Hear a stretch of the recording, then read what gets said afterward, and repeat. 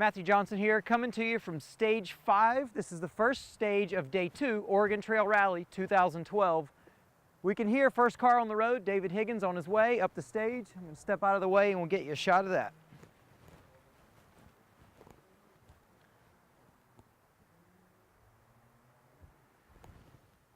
You can see the trees blowing around a bit. It's helping to dry out these stages in the foothills of the Mount Hood Mountains.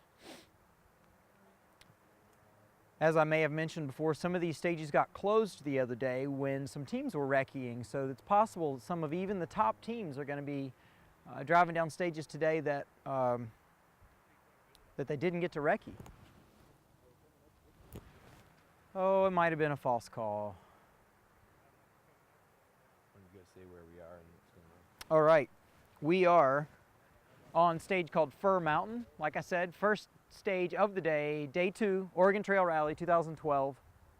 Waiting on the first car to show up. I think what we just heard was engine noises while they're trying to warm up the brakes before approaching the start line. We'll see that in a moment.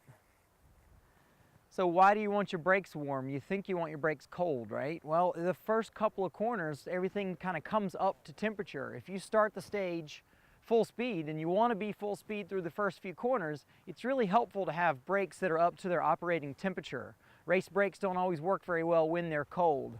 They're meant to deal with some extreme heat, but as a result they give up a bit when they're fully cold. So right before a stage start, you'll see folks trying to get some heat in their brakes before they sit for a few minutes before the stage start. All right, we definitely have a car on stage now. Should be seeing David Higgins. It's a great vantage point here on Fir Mountain.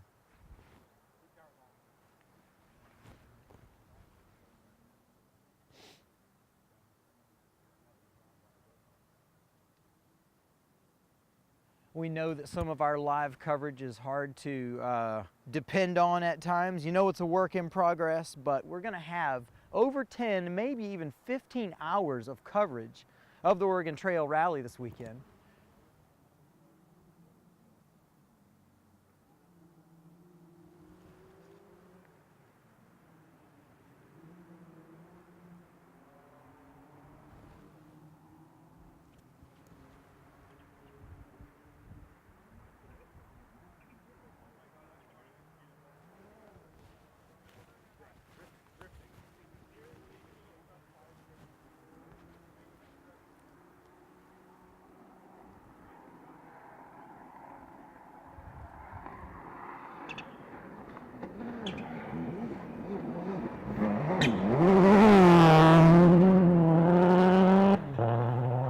Holy crap.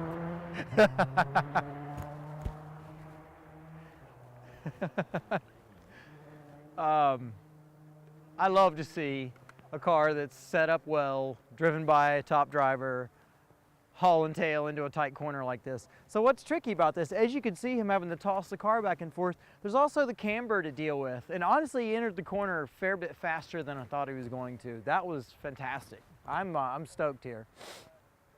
So as I said, we're on stage 5. First stage is Saturday. These first couple stages for a driver that's confident is going to be an opportunity to make a fair bit of time on your competitors. They're tricky stages. They've got sections that are fast, coming into sections that are really tricky and twisty with big drop-offs. These are the stages that if you lose some confidence, it will not be a few seconds that you lose. It will be big chunks of time that you lose here at the beginning of the rally. So we might see some telltale signs of what the end of the rally is going to look like just by the end of these first couple stages here on Saturday morning.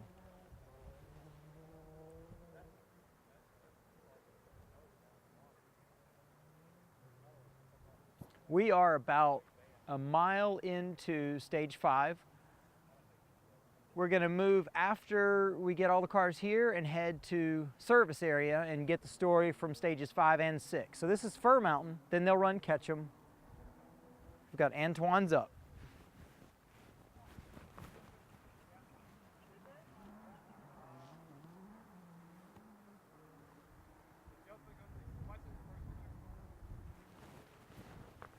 They're going fast enough to stay out of the way.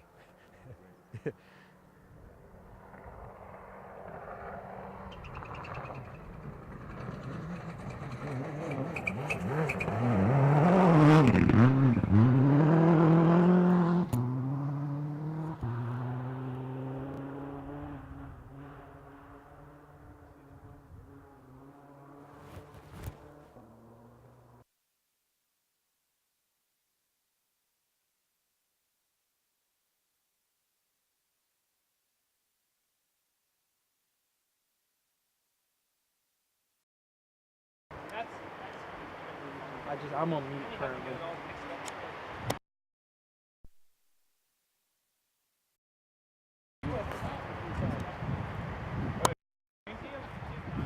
Should we?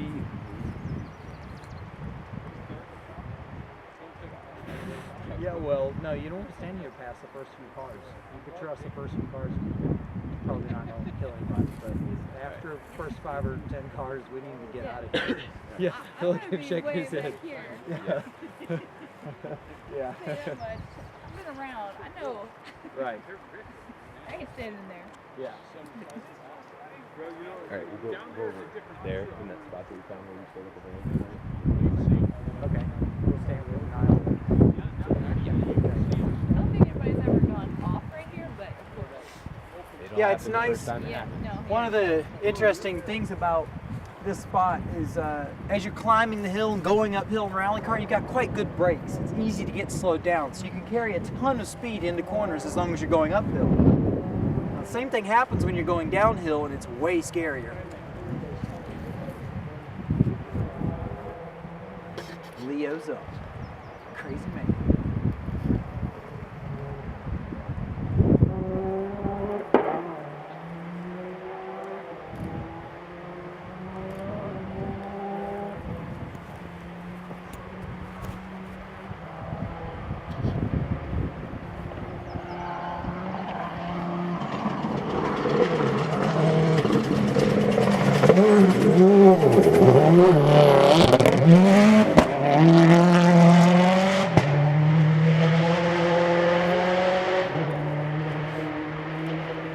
See, he had that little pause mid-corner, like the other guys already. Yeah, he had extra lift right there mid-corner to get the thing to start turning downshift. Yep, part of being a rally driver, dealing with the conditions as they change. A few rocks getting excavated there. Some have flown out towards us that were sizable.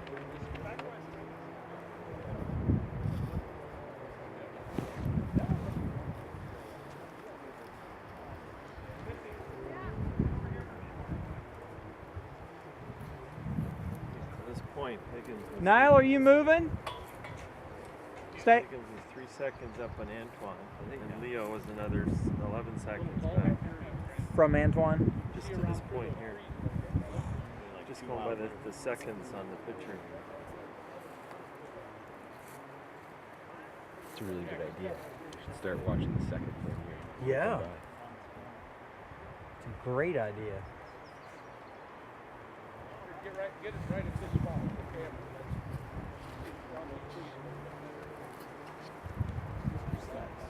We got Max Riddle.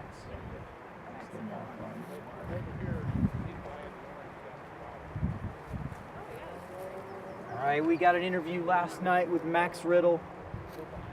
He's the protege of Pat Richard. We'll see if he drives like him. I gotta say, Pat Richard, I don't think many people would argue with me. Pat's kind of bull in a china shop kind of driver sometimes. He's a wild man for sure. And we'll see if Max is pulling off the same kind of stunts.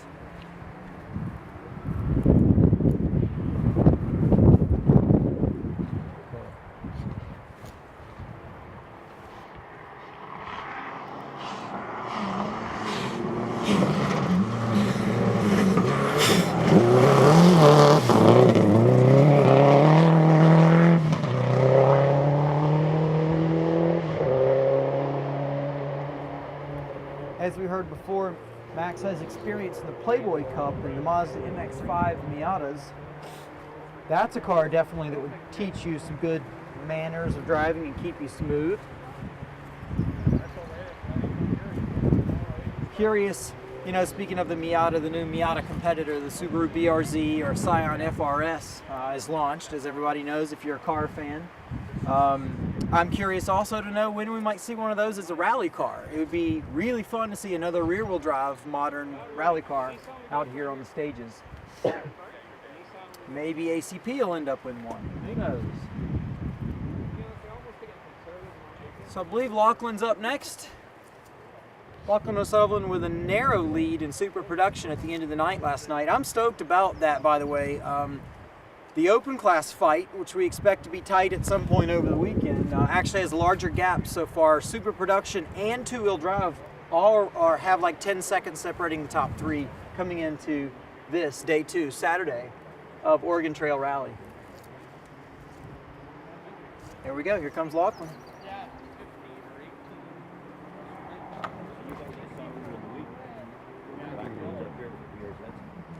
No. No. A couple of camera guys. You just finished doing Copy that. I'm muted. No, I'm saying I was the one. It was you. Oh, Yeah. It was you and I, yeah. I saw the road. Yeah, that's right.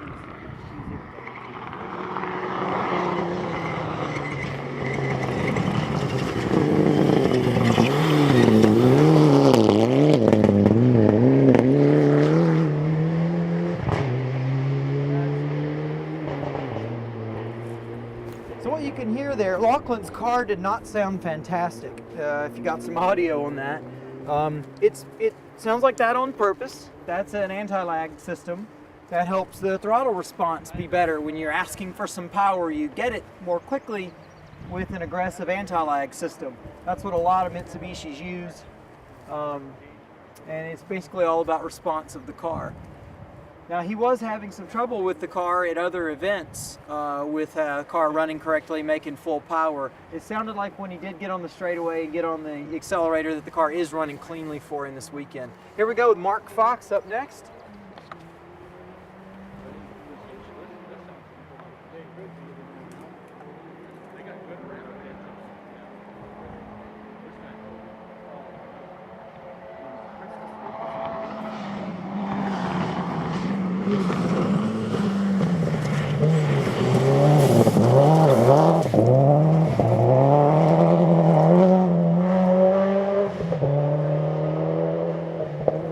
Mark going for the wide line there. I guess he'll just take what he could get after the car was turned and mostly pointed where he wanted to go. We're considering moving positions here in a moment. We might do so. Yeah, let's do that now. We got a car. Oh, yeah, okay. Right after Yoga. Adam Yeoman's up next. Can I keep this? Yeah. Thank you.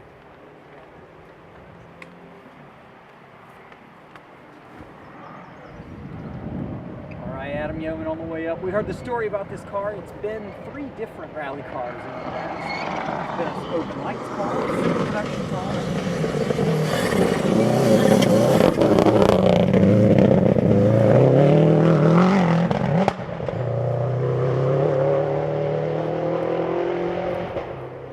Sometimes, like, you know, we hear the anti-lag on that car a lot as well. Sometimes I'm suspicious if that car's running as well or as well as intended. Felt like that yesterday as well, but he entered, you know, here he is 5th on the road today, so I'd say he's in pretty good shape.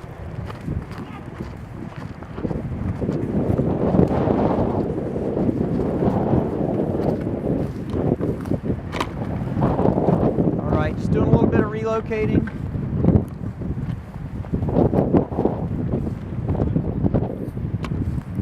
Carl Decker is out next. Is that him? Yeah, looks like him. Carl Decker with Mike Rossi co-driving. Mike Rossi's co-driven for quite a few folks. Pat Morrow and geez, a bunch of others. He is in the road.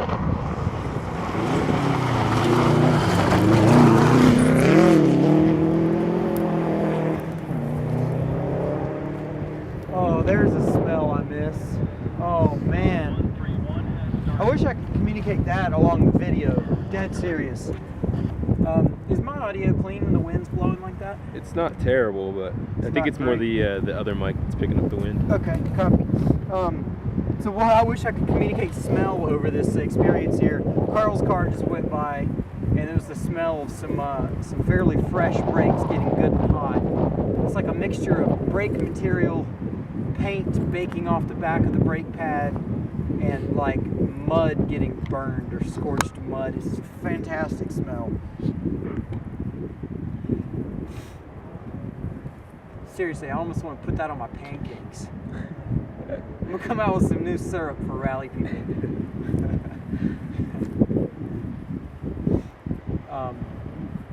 Would you like me behind you? Yeah, like up here. All right, Evan Klein, Super Production.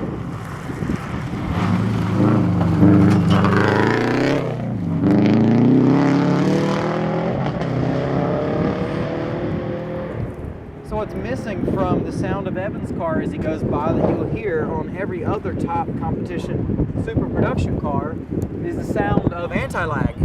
Evan doesn't yet have or use anti-lag on his Super Production XD racing clutch car. I gotta say, I cannot wait for New England Forest Rally where I can be wearing a t-shirt instead of freezing my fingers and nose off as it's been at every other rally so far this year. At this rally at Oregon in 2008, I think, it was 100 degrees. It was so hot. There's Dave Sterrett.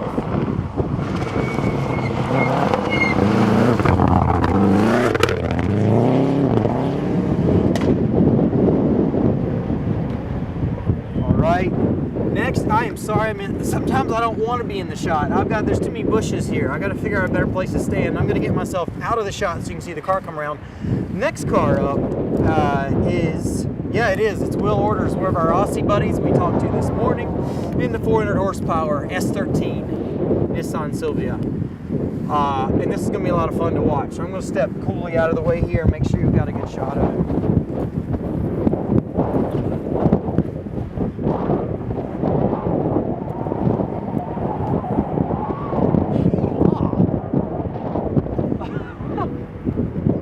Honestly, this is great. Will might come here and single-handedly inspire even more rear-wheel drive folks.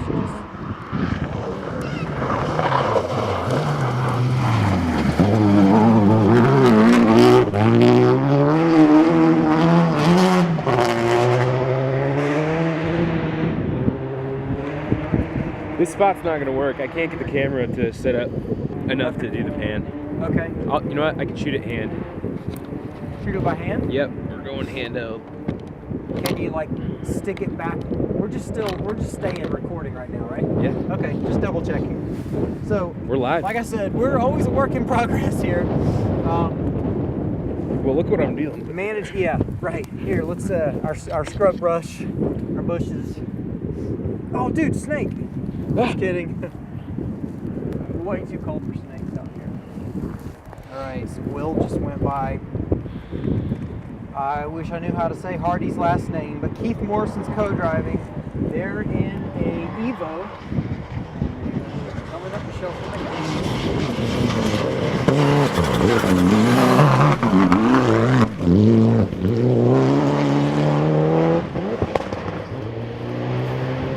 So if you pay attention, if you're able to see, actually the transition is kind of behind this tree right now, but if you pay attention to the we had tripods flying all over the place. If you pay attention to the all-wheel drive cars, often you'll see as they're transitioning off the brake pedal and trying to get the car to turn in, you'll hear them go back to the throttle for one big stab, like whoop, and that kind of like gets the diffs engaged and puts some power to the right tires and gets the car to kind of take it set into the corner. But you'll notice if you start listening for it, you'll see what right after the brake transition off to the brakes would be one smooth application of the throttle, actually a pretty stab of the throttle, and then they'll be back off of it as they're waiting for the car to take a set and turn into the corner. We got next car up, Chris O'Driscoll, Chris and Lori, cool. They're in 07 WRX. Also running Super Production.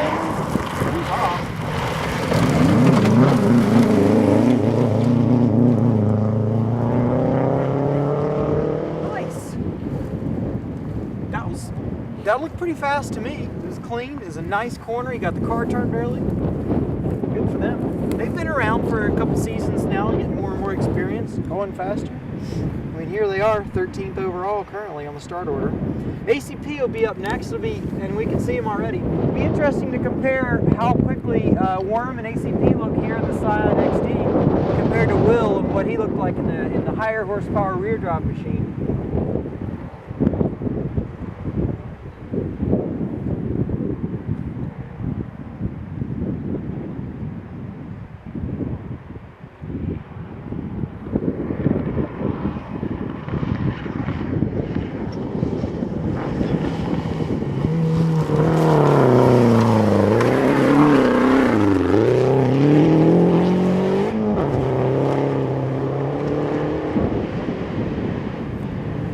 that car seems to get to a moment when, you know, we're adding the accelerator, clearly, because he's trying to drive fast.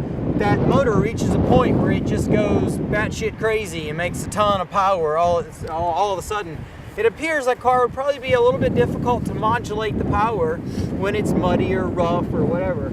I know ACP's got a good handle on it because he's doing really well. By the way, ACP won two-wheel drive last year here in that same car, Scion XD. Since then, the car's been developed a lot, but so has the two-wheel drive class overall. It's developed a lot in the last season. So he's going to have his work cut out for him here this year if he wants to make it look like last year. I think we've got Mason Moyle up next. Yep, here comes Mason.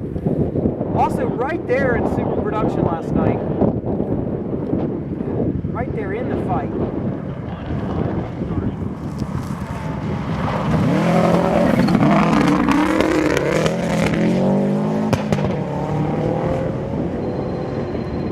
Interesting. You want me to take the camera? No. Okay. So that was interesting. I'm just going back over my head what I heard there. Instead of a lot of anti-lag noise, what I heard was traction control. So you can tune in traction control for launch and for different parts of the event. What I heard was something in his ECU to keep the wheel spin down. Because I felt like he was on the accelerator through there, not on and off. He was on the accelerator and it was misfiring on purpose for a while. And then when he got the tire straight on the exit, it cleaned up and sounded good on the exit. I'll have to ask him about that later. Okay, next down, Dylan Van Wait. Oh, cool. We still haven't caught up with Dylan. Yeah. Get it, Dylan.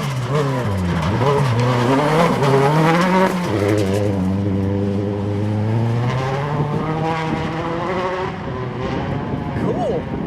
Dylan was, I gotta say, if I compared the two, it looked to me like Dylan was a fair bit quicker through here than ACP and Worm were. He's definitely on the attack. That looked like fun. Good for him. Glad to see that. He's driving with some confidence here in the first mile of Stage 5 Saturday morning. Hopefully he'll make it all the way to the service area with that same confidence we just saw. Okay, and next we'll see Ross Allen and Scott Allen. Are they brothers? Does anybody know? They likely are brothers, Ross and Scott Allen. Oh, Jesus. In the other S13 Sylvia from Australia, the reason I said Jesus, it just appeared the car snapped sideways.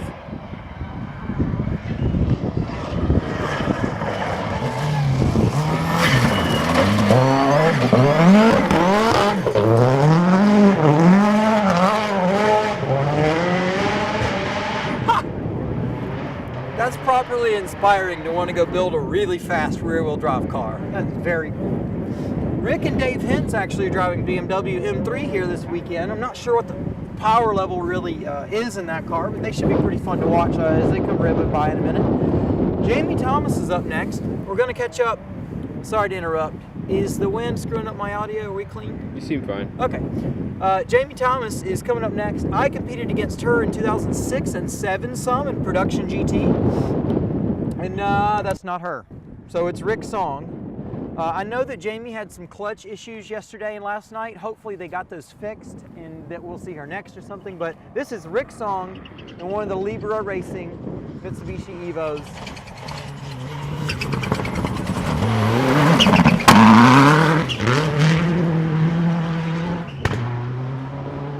As Martin Brady in the co-driver's seat, we got a great interview with Martin at Pioneer Square the other day. If you don't know Martin very well, you might not know that he's a policeman at home. But he tells a fantastic story about how terrible he is behind the steering wheel of an automobile. So if you haven't seen it, check out our Pioneer Square interview with Martin Brady. It's really entertaining for me as well. I've known him for like 5 years, but I never knew some of these things about him. So it's a nice little interview. All right, since we didn't see Jamie, hopefully we're going to see her pop back into the order here in a moment. It looks like Dave and Rick Hintz are... No, it is Jamie. Oh, good. So they've just swapped running positions, so we'll see Jamie now. She's in a WRX wagon. She has a name for that car. She has another name for an old Subaru 360 little van. I forget what they're called, but anyway, she's working at Dirtfish Rally School these days. And I haven't spoken to her in over a year, so it'll be interesting to get a nice interview with her and see what she's been up to. It's the first rally she's driven in quite a while.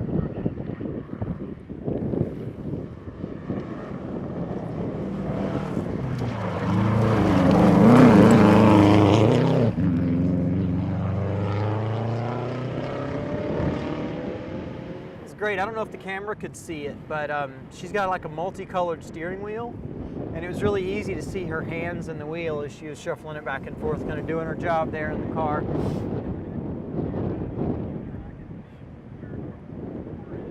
This sounds like it could be a naturally aspirated machine headed our way.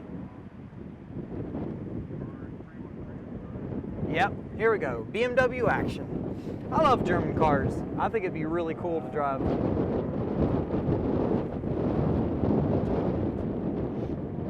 That thing sounds like an RX-7. Am I wrong?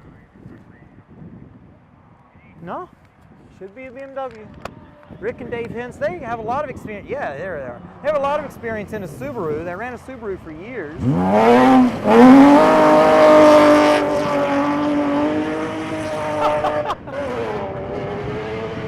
If I didn't know better, I'd say he just waited to perfectly set that up to try to roost everybody on the outside of the corner here. That was cool. They looked like they were on a nice charge coming up the hill there. Later today, we're going to try to recreate what I attempted to do at Snowdrift, and that was to tell the story of interval times. We got a little bit of a report from another reporter that up to this point, which is only about a mile into stage 5, that David Higgins was 3 seconds up on Antoine. And 3 seconds in 1 mile is significant. So I don't know if that will maintain, or we'll see what happens. But I should be telling you who's up.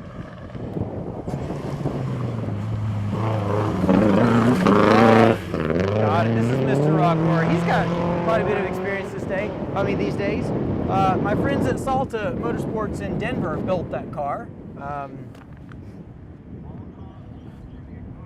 I'm sorry for the distractions here. Okay, who's next? Oh, Cody. Good. Yep, and that's definitely the sound of a Honda. Cody is going to be on a tear. You know, Cody didn't know if he was going to be competing all weekend. He didn't have the necessary budget to be able to compete this weekend, but everybody loves seeing him drive the tires off this old Honda. I think he has like 2 spare tires for the whole weekend, and you need a lot of spare tires for this event, by the way. Everybody enjoys seeing him drive the tires off this thing so much, they took up a small collection to make sure he had the budget to compete all weekend.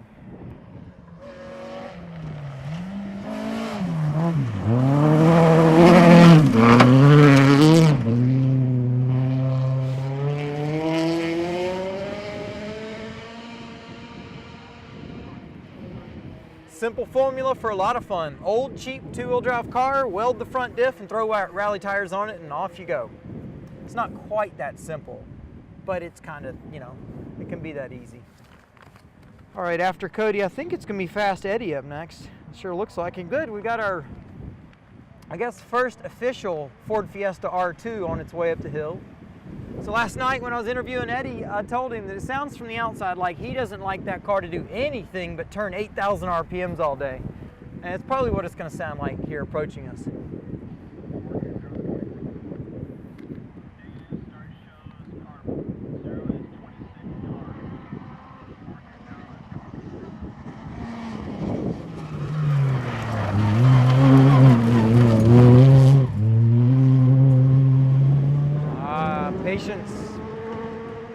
I'd say patience paid off there. Why do I say anything about patience? Well, what he did not do was come in here and yank on the handbrake and try to slide very big around the corner. He pulled on the handbrake a little bit here at the beginning, got the car to start turning, and then just put it in the groove and stood on the gas and drove away cleanly. Didn't look the most exciting as other cars coming through here, but it was nice and tidy, and that's the way to finish rallies and have good stage times. All right, Dave Henderson's next. What I understand is that Dave was worried about his brake pads popping out of the brake calipers or some story like that on the media day. Ideally, that's fixed. It's another good reason we're not standing on the outside of the corner here anymore.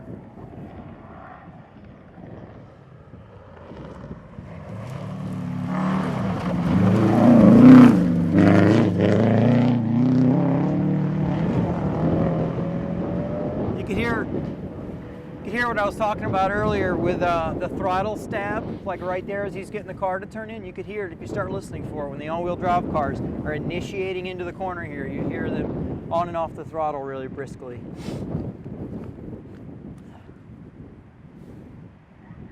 Sorry. It's like you gotta stretch out your mouth when it's cold like this. So like I was saying earlier, we're gonna do some interval times. We're gonna probably get a clock or a whiteboard and write some things down and try to tell the story midway through the stage, wherever we're posted up. The next place we're gonna be, by the way, is stage 8. So this is stage 5. They'll go run 6, then they'll go to service. Stage 5 is called Fir Mountain, stage 6 is called Ketchum. They run each of those stages twice. We're gonna make our way to service and then come back on to stage 8 on Ketchum, about 2.5 miles into Ketchum, catch the cars there. Oh, they've snuck up on me. Oh, it's Doug Herdos. No, Doug. Doug was not shy either on the media stage the other day. Obviously, he knows the event well. Doug's been on the committee and working with the Oregon Trail Rally Group for a while. He lived in my phone, actually, as media guy Oregon Trail for a while before I ever learned his name. But he's been around, he's done each piece of the sport, he's really having a fun time driving, and it shows on the media stage. He's really letting it hang out there. All right, we've got a naturally aspirated car on its way up the hill. I'm going to tell you who it is in a second. Oh, it's Brian Gottlieb. Brian's driving a car that Derek Nelson built. Derek Nelson currently is building another BMW M3. Till we bail? Okay. Sounds like we're here for about 5 more minutes and we got to get rolling. So Brian Gottlieb, though, driving this Honda Civic. Derek Nelson built it. It's got a lot of trick parts.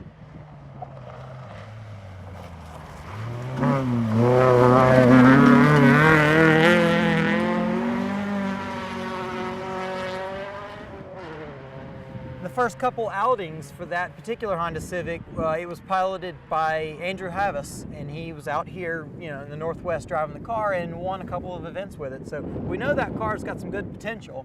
It doesn't have a ton of power, but it's really nice and lightweight and built to be reliable. Obviously, that's very important in rallying. So we're rolling in 5 minutes to get to service. Okay, gotcha. Oh good, Steve and Kelly should be up next in their Subaru. They are definitely a staple in the Northwest area. Steve and Kelly Greer. That looks like them. Subaru Impreza. 2.5 RS drivetrain under this one. It's all-wheel drive, just not a turbo. Steve likes to keep it simple. He doesn't need to build a terribly fancy car. He just has such fun out here driving and competing.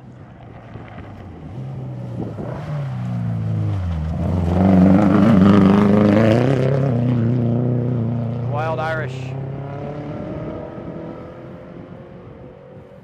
All right, after Steve, we've got Scott Kovalik. Scott, also on the media stage, was really letting it hang out in his Mitsubishi. I bet he approaches our spot here with a lot of speed. It's white and black, 2003 Mitsubishi Evolution.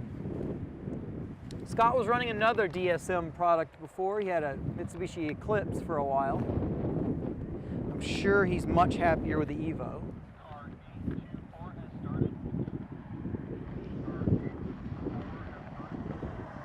All right, come Scott.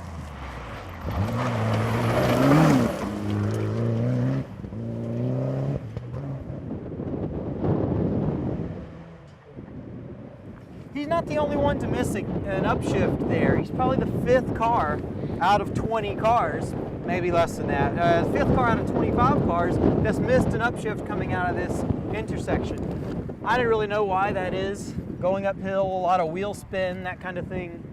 If the tires are spinning really fast and you try to grab the next gear, sometimes it refuses and doesn't give you what you asked for. All right, now that Scott's gone by. Oh, is it Garth? Yes. So we got a quick little audio interview last night for Garth Ankeny. I want to go see him up close and show you his car. Every year he's here. Not only does he get his own car ready, which he had to put a new engine in for this year, he's outfitted the tires and done a lot of tire preparation for a ton of the cars out here competing. You'll see his stickers on a lot of the other rally cars and it says Trackside Motorsports. He's on Interstate Avenue close to the PIR racetrack.